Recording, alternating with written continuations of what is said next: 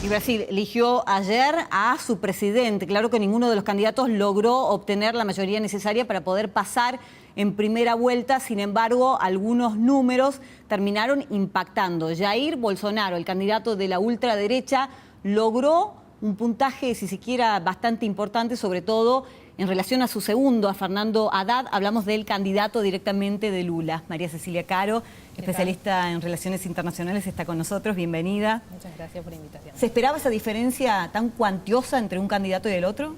La diferencia ya era marcada como sustancial, pero no se esperaban porcentajes tan altos. En las últimas mediciones que se realizaron el día previo a las elecciones, Haddad no superaba el 22% y en el caso de Bolsonaro rondaba el 40%. Es decir, ya se sabía que iba a haber un resultado muy positivo para Bolsonaro. Sin embargo, no se esperaba que estuviera tan cerca de haber ganado en primera vuelta, cosa que hubiera sido realmente histórico para la política brasileña. Bueno, ¿qué votaron? ¿Qué se votó? Digamos, esperando o confiando en qué.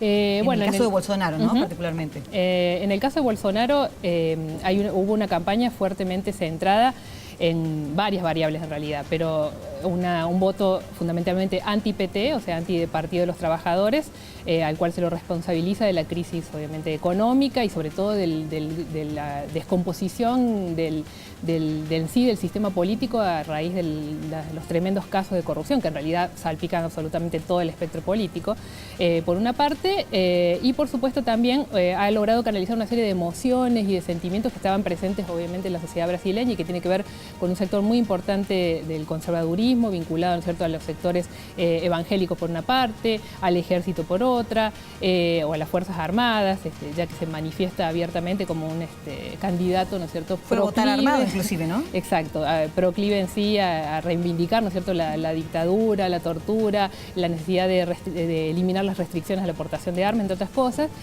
Por supuesto, un recupero del crecimiento económico de Brasil entre sus principales propuestas de campaña, vinculada ahora con un ultraliberalismo de la mano de su principal asesor económico, Paulo Guedes, que aparece como el Chicago Boy, acunado en sí por el establishment financiero, que hoy precisamente dio grandes muestras de algarabía, recuperando la bolsa de una manera muy auspiciosa, en 6 puntos, que hacía 2 años que no se veía un recupero tan rápido, ¿no? Y también una revaloración del real. Bueno, ambos ahora a la casa de los votos, que serán muy necesarios. Tengo entendido también que una gran cantidad de la población no fue a votar y seguramente allí irán en esa búsqueda, ¿no?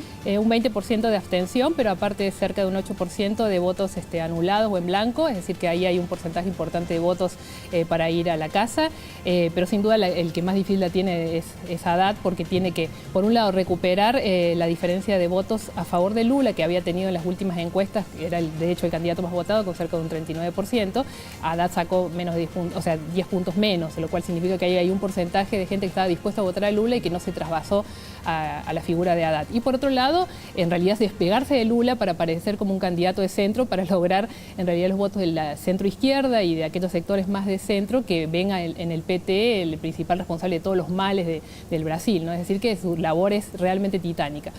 Por el contrario, Bolsonaro la tiene mucho más fácil, porque de hecho ya hay 2 o 3 candidatos que tienen una marcada postura ultraderechista y por lo tanto es más fácil pensar que va a obtener el 1.000.000 de votos que le falta para alcanzar el porcentaje. Bueno, prácticamente ya es el presidente de Brasil.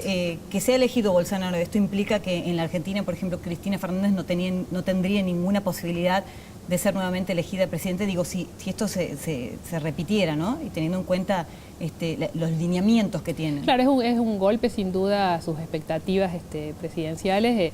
Se ha visto y se sigue viendo, ¿no es cierto?, con mucha atención el proceso político de Brasil, porque se cree obviamente que hay muchas similitudes con el argentino, amén del giro a la derecha que estaría consolidando esta victoria Bolsonaro en general en la región, ¿no? Excelente, muchas gracias. No, por favor, muchas gracias.